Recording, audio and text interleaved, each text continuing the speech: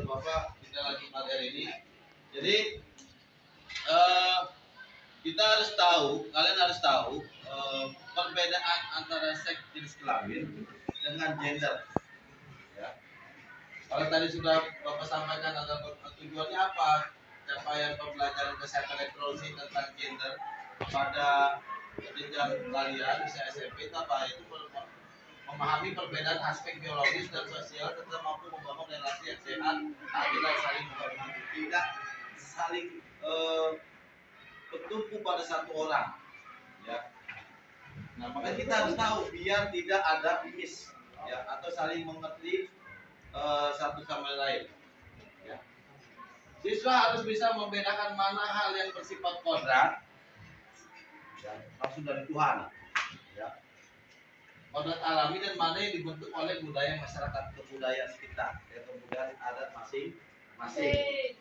Nah, di sini ada perbedaan agar apa biar kalian tuh memahami. Yang pertama, pada seks atau pada jenis kelamin, yang pertama itu bersifat biologis, ya, anatomis bagian dalam di bawah sejak lahir, artinya nggak ada perubahan.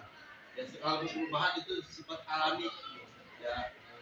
Kemudian yang kedua berlaku sama di mana saja dan kapan saja, universal. Contoh, perempuan menstruasi, ketika sudah dewasa, sudah waktunya perempuan akan mengeluarkan darah segar di daerah kemaluannya. Ya, sudah pasti kalian yang perempuan sudah menstruasi semua. Ada yang belum menstruasi? Ya, kadang lebih cepat perempuan dibanding laki-laki. Ya, tanda-tanda kedewasaannya. Nah, kemudian apa hamil? Kalau sudah menstruasi sudah pasti calon bakal hamil. Kenapa? Karena sel telurnya sudah ada, sudah produksi atau ovariumnya sudah terbentuk. Dan juga kalau sudah hamil maka sel mamalnya atau sel menyusuinya aktif, dia bisa menyusui. Sedangkan laki-laki apa? Ketika dia sudah siap jenis kelaminnya sudah siap reproduksi, dia menghasilkan sperma. Kapan itu bisa menghasilkan sperma? Ketika mimpi basah, mimpi enak. Kalau bahasa sekarang mimpi enak. Pokoknya yang tahu laki-laki, ya itu. Bahwa tidur ada yang kering lengket. Nah itu tandanya udah pabrik spermanya udah aktif. Nah, itu harus jaga-jaga kesehatannya karena itu cikal bakal kamu penerus ya keturunan kalian nanti ketika waktunya. Nah, sekarang edukasinya harus tahu, penting. Sedangkan gender itu bertolak belakang beda dengan seks atau pada jenis kelamin. Apa? Yang dimaksud dengan gender adalah peran atau perilaku atau sifat yang dikonstruksikan atau yang dibangun, dibentuk pada diri kita secara sosial budaya. Yang kedua, dapat berubah seiring waktu dan berbeda-beda di tiap daerah. Karena apa? Karena ini adalah budaya masyarakat kita bervariasi. Yang Sunda, ya, Jawa dan lain-lain itu memiliki gender yang berbeda-beda atau kebiasaan atau tabiat dalam hal laki-laki dan perempuan. Dapat dipertukarkan atau bisa gantian. Ya. Contohnya apa? Memasak tadi yang Bapak bilang. Tidak semuanya seluruhnya sampai kodrat alam bahwa yang masak itu adalah perempuan. Buktinya Master Chef. Dia lihat di Master Chef ada yang masak kokinya laki. Pas Ahmad Juna ada. Ayo kan? Kokinya laki-laki. Chef Arnold laki. Ya. Jadi nggak ada istilah yang tugas masak adalah perempuan. Ya. Dan itu hak. Ya kalau emang yang laki-laki bisa masak silakan. Artinya tidak ada pengekangan gender. Wah laki-laki nggak boleh masak, haram. Tidak, tergantung budaya bahasa masyarakat masing-masing. Dan kalaupun kalian sepakat nanti, ya di kelas ini ada kesepakatan. Ya, biar sama-sama adil. Ketika dapat jadwal piket, ya gantian. Minggu ini yang nyapu yang cewek, yang perempuan nyapu ngepel. Nah minggu depan gantian. yang piket, yang cowok nyapu ngepel. Nah, itu namanya adil. Ya, biar sama-sama ada apa nih? Relasi sehat, adil dan saling menghormati. Tidak ada yang saling kiri. Karena apa? Nggak ada aturannya nyapu itu perempuan, nggak ada. Ya, nggak ada. Tapi kalau nanti kalian berumah tangga, ya ada tipikal, ya mungkin kamu lihat tetangga atau saudara kamu suka paman kamu nyuci baju. Apa pamanku yang satunya lagi dia nggak nyuci baju, yang nyuci bibi gua. Ada yang merhatiin nggak? Ada yang model kayak gitu nggak? Nah itu kan beda-beda, tergantung kesepakatannya. Ya, ada yang suaminya atau laki-lakinya masak, pagi-pagi aku yang masak ya, nanti kamu sore, jadi bagi-bagi tugas tanggung jawab, ya biar terciptanya harmoni. Tidak adanya semua dari bangun tidur masak, nyapu, ngepel, nyuci, perempuan semua. Kasihan. Laki-laki yang jelas-jelas tenaganya kuat, ya perannya juga harus saling bantu. Jangan cuek. Kemudian mengasuh anak. Ya ini kalau nanti kamu sudah dewasa, ya pada dasarnya tidak hanya ditekankan kepada perempuan. Laki-laki gantian mungkin. Ya, bikin aturan nanti ya kamu kalau pernah lihat di keluarga kamu, ayah sama bapak kamu nih, kamu punya adik, perhatikan, pasti dia ngatur jadwal. Nah, aku bagian tengah malam nih, biar mama istirahat. Ya karena pagi sampai sore mama ngerawat adik nih, otot nih. Ayah bagian malam. Kan harmonis kalau kayak gitu. Nah, makanya banyak ada yang perempuan itu depresi kan apa? Karena ada perbedaan gender yang dititik beratkan, yang difokuskan selalu perempuan dari bangun tidur sampai tidur lagi, semua yang dikerjakan adalah yang melakukan adalah perempuan. Nyapu, ngepel, masak, tapi bukan berarti itu salah, ya. Bukan itu salah, karena setiap budaya masyarakat itu beda.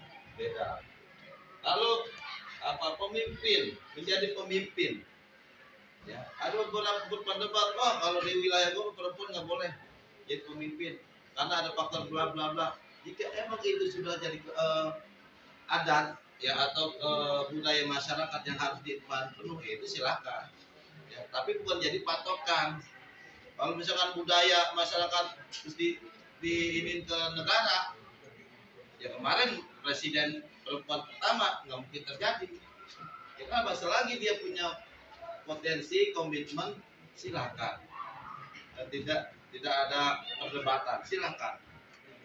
Kemudian bekerja di kantor. Dulu wanita atau perempuan tugasnya hanya di rumah. Sekarang itu sudah tidak berlaku. Ada wanita karir.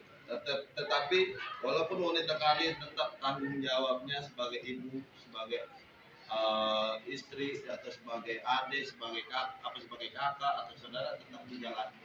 Jangan sampai kewajibannya lupa. Lantaran apa? Kesetaraan gender ini membuat gelap, ya, membuat lupa diri bahwa walau antara laki-laki dan perempuan itu sebenarnya saling sejajar, ya, saling menutupi segala kekurangan. Lelaki ada kelebihannya, juga ada kekurangannya. Perempuan juga sama, ada kelebihannya, ada kekurangannya. Makanya kelebihan dan kekurangan tiap-tiap gender ini harus saling melengkapi. Baru terjadilah relasi yang sehat, adil, dan saling menghormati, baik di dalam kelas, seantar teman, maupun juga di rumah ataupun di mana saja. Nah, adanya komunikasi. Yang tadi kembali Bapak bilang, contoh realnya adalah kamu pikir, Pak, yang lakinya pada kabur Pak, suruh nyapu, itu kan nyapu bagian cewek, itu urusan cewek, nyapu ngepel mah laki-laki mah tugasnya. Nah itu yang harus kalian benahi atau perbaiki, bahwasanya selagi itu kebersamaan, piket ya tanggung jawab sama-sama. Bagaimana caranya agar bisa adil? Komunikasi. Ya udah, biar adil, gimana, tukaran aja seperti ini, dapat dibutuhkan gantian, tinggal diomongin, komunikasi. Gantian, oke, minggu ini lu deh yang nyapu ngepel, besok gue nyapu ngepel. Cuman kalau agak berantakan ya maklumin aja, karena gue di rumah jarang nyapu ya, it's okay. Yang penting dia mau mengerti dan mau kerja sama, bahwa gender itu satu kesatuan yang saling, walaupun berbeda tapi saling melengkapi. Kita akan saksikan video yang akan menambah atau menguatkan pemahaman kita pada hari ini. Ya, jadi kalian tolong saksikan. Oke? Dengarnya berat? Tidak kok. Terus orang ngomongin bedanya jenis kelamin sama gender, dan gimana sih pemahaman ini bisa membantu kita buat saling memahami, menghargai, dan kerjasama dengan jauh lebih asik di lingkungan sekolah. Yuk, langsung aja kita start materinya. Oke, sebelum masuk ke teorinya, coba deh kalian pikirin pertanyaan ini. Pernah nggak sih dengar, anak cowok mau masak sih? Itu kan kerjaan cewek. Atau sebaliknya, coba bayangin, apakah anak laki-laki itu emang dilarang masak? Pertanyaan itu kedengarannya sepele ya, tapi stereotip kayak gini tuh sering banget sih di sekitar kita kan. Seolah-olah hobi, minat, atau hal yang boleh kita lakukan itu udah dikotak-kotakin cuma gara-gara ciri fisik kita pas lahir.